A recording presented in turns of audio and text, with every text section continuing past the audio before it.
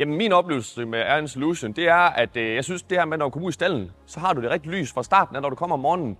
At du føler en nærmest velkommen at komme ind i stallen, og der er lyst, og der er dejligt, du kan se køerne med det samme. Du skal ikke ind og fumle efter en kontakt i stallen. Og dertil, så har kan vi se en effekt på vores reproduktion i stallen, at vores reproduktionseffektivitet, den er opadgående. Og der tror jeg også, en af parametrene, det er simpelthen, at vi har en rigtig lux i stallen året rundt, sådan at vi ikke har de døde tider om vinteren. Det har vi skulle se i den gamle stald, at sådan omkring januar, februar, marts, så dykkede det, og så kom det op igen og fik noget mere lys udefra.